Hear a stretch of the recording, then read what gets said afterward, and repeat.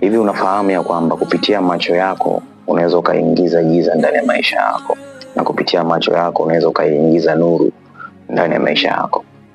Biblia inasema katika kitabu cha Mathayo 6 na ule mstari wa 22 ya kwamba taa ya mwili ni jicho. Basi jicho lako likiwa safi, mwili wako wote utakuwa na nuru. I'm talking to young generation right now. Umekuwa ukitizama nini kupitia hiyo simu yako ya mkononi? Umekuwa ukitizama nini kupitia hiyo TV yako?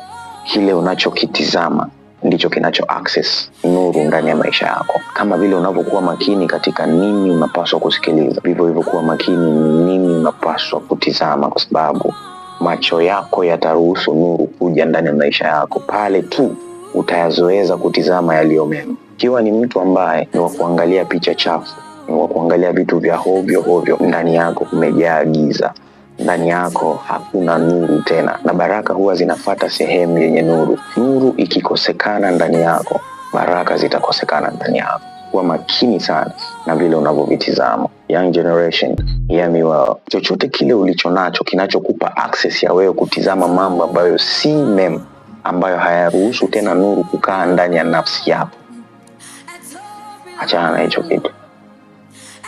Achana na hicho kitu, na Mungu akupe hekima ya kulitenda neno lake.